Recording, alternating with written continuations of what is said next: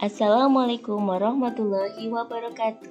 Selamat berjumpa kembali dalam koneksi antar materi modul 3.1 pengambilan keputusan berbasis nilai-nilai kebajikan sebagai pemimpin.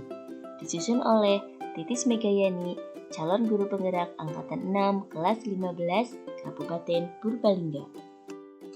Perkenalkan fasilitator dan pengajar praktis saya, Ibu Haini Sundari sebagai fasilitator, Ibu Esti Nurhidayati sebagai pengajar praktik.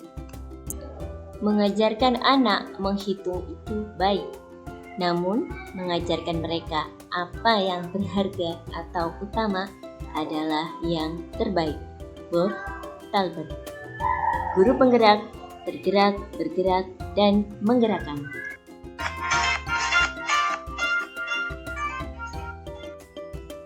Seorang pemimpin dalam menghadapi suatu kasus dilema etika harus berpedoman pada filosofi Ki Hajar Dewantara. Pratap Triloka. 1. Ingarso Sungtulodo. Artinya, dalam mengambil keputusan, seorang pemimpin adalah diposisikan sebagai suri tauladan. Maka, terkait hal ini, seorang pemimpin pembelajaran harus mampu memutuskan suatu keputusan dengan memberikan contoh yang baik dan bijaksana. 2. Ingmadio Mangunkarso. Artinya, pemimpin mampu memberikan semangat, memberdayakan kemampuan orang lain, baik tenaga, akal pikiran, demi meningkatkan kualitas untuk lebih baik lagi. 3. Tutwuri Handayani. Artinya, pemimpin dapat memberi dorongan bagi orang lain untuk menemukan potensinya dalam meningkatkan kemampuannya.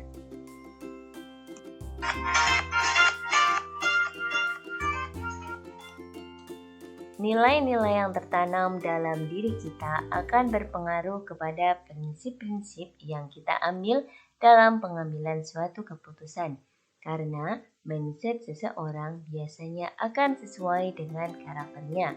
Karakter terbentuk dari kebiasaan-kebiasaan yang berulang, dan kebiasaan ini merupakan buah dari nilai-nilai yang diyakini. Oleh karena itu, semestinya sebagai pemimpin, pembelajaran kita mesti kuat dalam menanamkan nilai-nilai kebajikan dalam diri kita seperti tanggung jawab, toleransi, kebenaran, kasih sayang, keadilan, dan lain-lain. Dalam mengambil keputusan, kita berpedoman pada 3 unsur, yaitu berpihak pada murid berdasarkan nilai-nilai kebajikan universal dan bertanggung jawab terhadap segala konsekuensi dari keputusan yang diambil.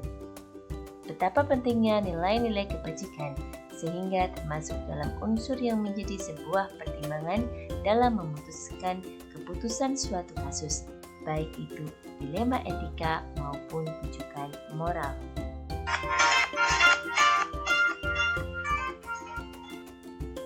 Esensi dari coaching pada dasarnya adalah menggali pertanyaan berbobot untuk mencari solusi dari suatu permasalahan. Kaitannya dengan refleksi pengambilan keputusan, coaching dapat dilakukan kepada diri sendiri dalam merefleksikan sebuah keputusan yang telah kita ambil. Semakin terampil kita bertanya dengan pertanyaan yang berbobot, meskipun pertanyaan itu kita tujukan kepada diri sendiri, hal ini akan menumbuhkan kepekaan intuisi kita tentang baik buruknya, benar salahnya dari apa yang sudah kita putuskan. Coaching juga dapat kita terapkan kepada seseorang yang bermasalah untuk membantu ia menemukan solusi terbaik yang muncul dari dalam dirinya sendiri menggunakan alur tirta. Tujuan, identifikasi, rencana aksi, tanggung jawab. Dengan kehadiran penuh, memberikan pertanyaan yang berbobot dan mendengarkan aktif.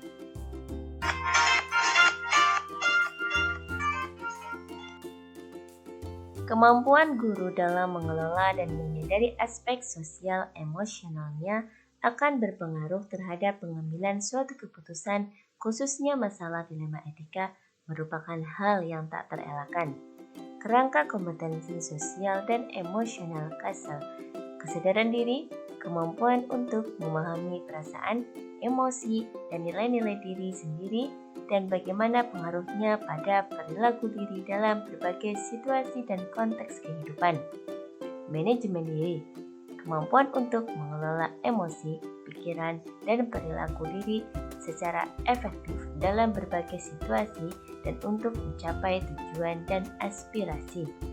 Kesadaran sosial, kemampuan untuk memahami sudut pandang dan dapat berempati dengan orang lain, termasuk mereka yang berasal dari latar belakang, budaya, dan konteks yang berbeda-beda. Keterampilan berelasi, kemampuan untuk membangun dan mempertahankan hubungan-hubungan yang sehat dan suportif. Pengambilan keputusan yang bertanggung jawab, kemampuan untuk mengambil pilihan-pilihan membangun yang berdasar atas kepedulian kapasitas dalam mempertimbangkan standar-standar etis dan rasa aman untuk mengevaluasi.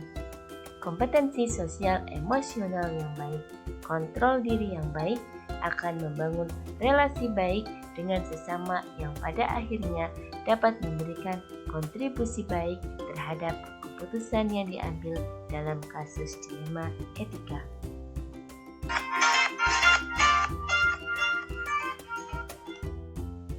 Pemimpin pembelajaran harus mampu melihat kasus yang dihadapinya, apakah termasuk dilema etika atau pujukan moral. Nilai-nilai yang diyakini akan mempengaruhi dirinya dalam mengambil keputusan. Nilai-nilai kebajikan universal bisa berupa antara lain keadilan, keselamatan, tanggung jawab, kejujuran, rasa syukur, lurus hati, berprinsip, integritas, kasih sayang, rajin, berkomitmen, percaya diri, kesabaran, keamanan, dan lain-lain. Tahapan untuk membuat keputusan yang bertanggung jawab antara lain mempertimbangkan prinsip dan langkah-langkah untuk membuat dan menguji keputusan dalam kaitannya dengan masalah yang dihadapi. Apabila masalah tersebut dilema etika atau benar lawan benar, maka perlu melakukan pertimbangan terhadap 4 paradigma pengambilan keputusan dan 3 prinsip pengambilan keputusan serta 9 langkah pengujian pengambilan keputusan.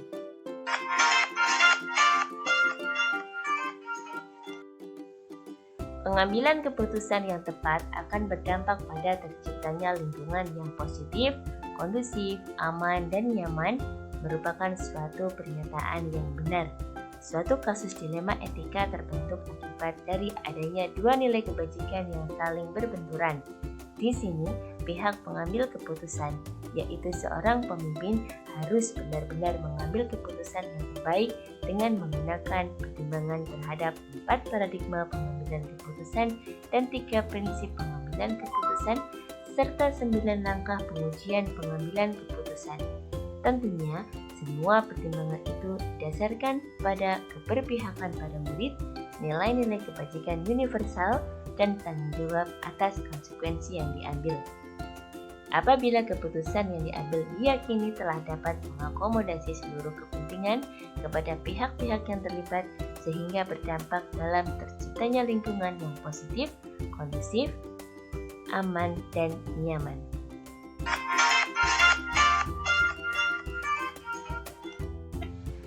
Tantangan-tantangan yang ada dalam pengambilan keputusan. 1. Kemampuan untuk mengidentifikasi sebuah kasus, teliti dan cermat. 2. Kemampuan untuk tetap mengutamakan kebutuhan murid di antara kebutuhan-kebutuhan lain yang mungkin sama-sama pentingnya dalam waktu yang bersamaan. 3. Kelincahan dalam mencari opsi dilema. Berkaitan dengan perubahan paradigma, bukanlah suatu hal yang mudah. Apabila suatu bagian dari sebuah komunitas telah terjalin hubungan keakraban yang sangat baik, dapat menjadi suatu keunggulan namun dapat pula menjadi suatu bumerang, tergantung nilai kebajikan yang diyakini oleh sebagian besar kelompok orang dalam bagian komunitas tersebut. Maka, di sini peran seorang pemimpin untuk dapat memberikan teladan dan pemahaman tentang nilai-nilai kebajikan sangat diperlukan. Menyatukan keberagaman manusia yang ada demi tercapainya lingkungan yang kondusif adalah hal yang sangat penting. Berprinsip care-based thinking dalam role yang benar, memutuskan dengan bijaksana.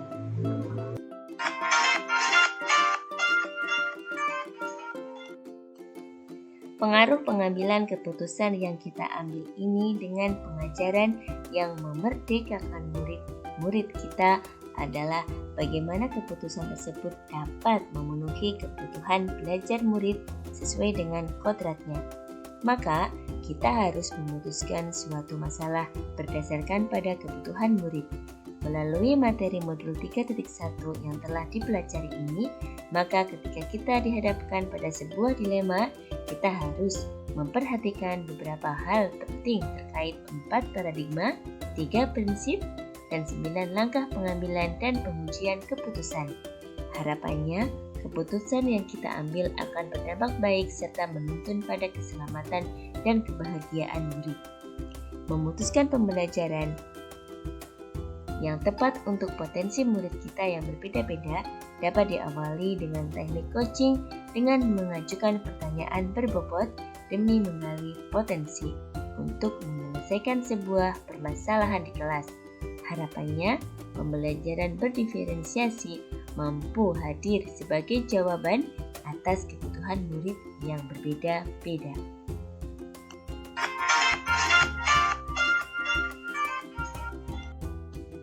Seorang pemimpin pembelajaran dalam mengambil keputusan dapat mempengaruhi kehidupan atau masa depan murid-muridnya adalah dikarenakan seorang pemimpin pembelajaran merupakan tokoh suri tauladan bagi murid-murid. Apa yang murid-murid kita lihat, apa yang mereka dengar dari kita akan diingat oleh mereka.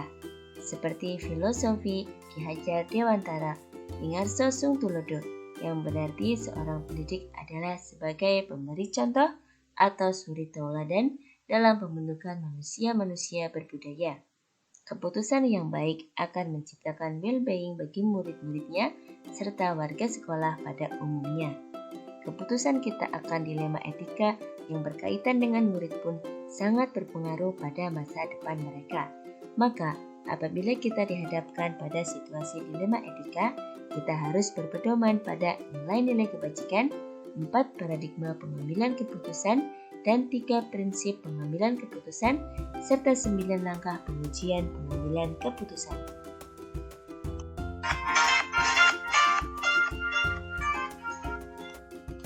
Kesimpulan akhir yang dapat saya tarik dari pembelajaran modul 3.1 ini dan keterkaitannya dengan modul-modul sebelumnya adalah 1. Dalam mengambil keputusan, kita berpedoman pada 3 unsur, yaitu berpihak pada murid, berdasarkan nilai-nilai kebajikan universal, bertanggung jawab terhadap segala konsekuensi dari keputusan yang diambil. 2. Berpedoman pada nilai-nilai kebajikan, 4 paradigma pengambilan keputusan, dan 3 prinsip pengambilan keputusan, serta 9 langkah pengujian pengambilan keputusan. 3. Filosofi Ki Hajar Dewantara mendasari setiap pengambilan keputusan dari dilema etika. 4. Kemampuan kompetensi sosial emosional sangat berpengaruh dalam memanage diri saat menghadapi sebuah kasus dilema etika. Juga akan berdampak pada pengambilan keputusan yang akan diambil.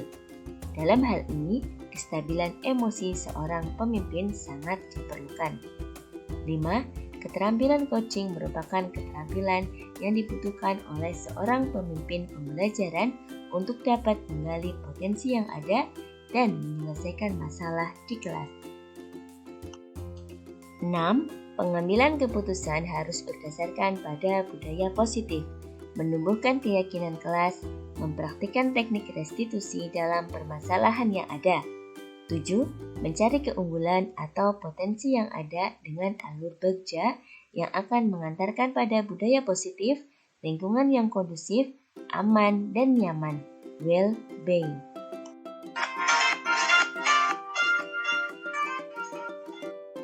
Satu, rujukan moral adalah situasi di mana seseorang harus membuat keputusan antara benar atau salah. 2. Dilema etika adalah situasi di mana seseorang harus membuat keputusan di mana kedua pilihannya adalah benar. 3. Dalam mengambil keputusan, kita berpedoman pada 3 unsur, yaitu berpihak pada murid berdasarkan nilai-nilai kebajikan universal dan bertanggung jawab terhadap segala konsekuensi dari keputusan yang diambil. 4. Ada 3 prinsip dalam mengambil keputusan. berpikir berbasis hasil akhir, berpikir berbasis peraturan, berpikir berbasis rasa peduli. 5. 4 paradigma yang terjadi pada situasi dilema etika: individu lawan kelompok, rasa keadilan lawan rasa kasihan, kebenaran lawan kesetiaan, jangka pendek lawan jangka panjang. 9 langkah dalam mengambil keputusan atau menguji sebuah kasus termasuk dilema etika atau bujukan moral. 1. Apa nilai-nilai yang saling bertentangan dalam studi kasus tersebut? 2. Siapa yang terlibat dalam situasi tersebut? 3. Apa fakta-fakta relevan dengan situasi tersebut?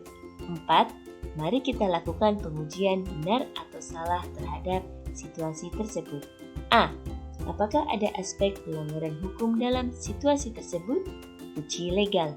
B. Apakah ada pelanggaran peraturan atau kode etik profesi dalam kasus tersebut? Uji regulasi. C. Berdasarkan perasaan dan intuisi Anda, apakah ada yang salah dalam situasi ini? Uji intuisi. D.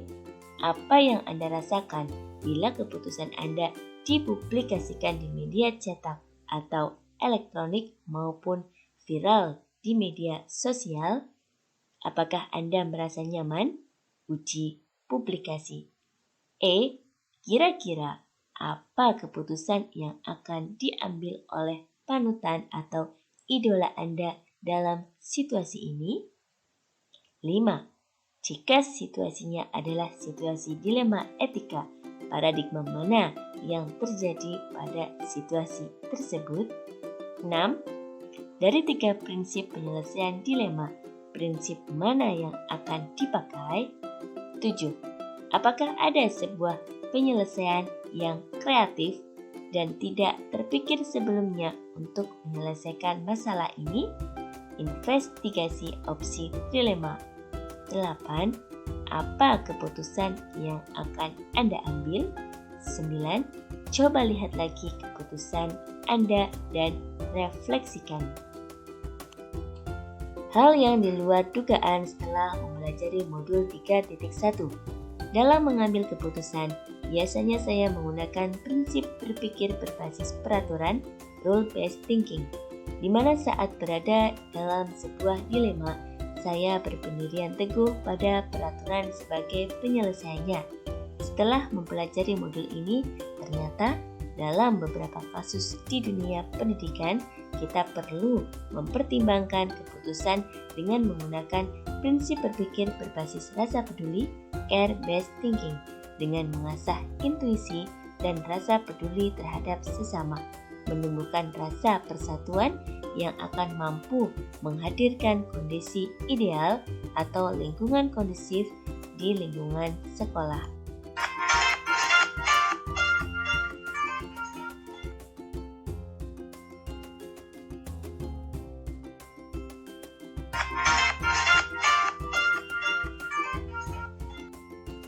Alhamdulillah, dampak yang saya rasakan setelah mempelajari modul 3.1 adalah saya mampu mengidentifikasi suatu kasus dengan cepat, apakah suatu kasus ini termasuk dilema etika atau bujukan moral.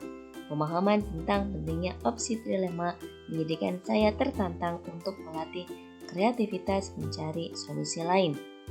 Sebagai pemimpin pembelajaran, modul ini membantu saya dalam menjalankan tugas sehari-hari tanpa ragu dalam mengambil sebuah keputusan. Sebelum mempelajari modul ini, keputusan yang saya ambil dalam memutuskan suatu keputusan didasarkan pada prinsip berpikir berbasis peraturan, rule-based thinking, dan nilai-nilai kebajikan. Setelah mempelajari modul ini, saya melaksanakan pengambilan keputusan melalui beberapa tahapan, yaitu dengan memperhatikan kebutuhan murid, 4 paradigma pengambilan keputusan, dan 3 prinsip pengambilan keputusan, serta 9 langkah pengujian pengambilan keputusan.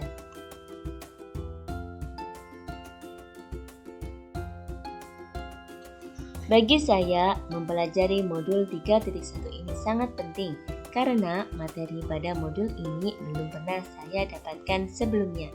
Pentingnya mempelajari modul 3.1 bagi saya sebagai individu adalah 1. Memberikan pengetahuan tentang perbedaan dilema etika dan rujukan moral. 2. Melatih intuisi dan respon cepat untuk menentukan benar salah. Pentingnya mempelajari modul 3.1 bagi saya sebagai seorang pemimpin. 1. Mengajarkan saya tentang langkah-langkah pengambilan keputusan yang bertanggung jawab dan berpihak pada murid. 2. Memberikan pengalaman belajar yang menuntun pada pengambilan keputusan yang tepat dan bijaksana. Indahnya puncak Mahameru, menatap tegasnya garis cakrawala. Belajar modul 3.1, melatih guru lebih bijaksana. Terima kasih, semoga bermanfaat.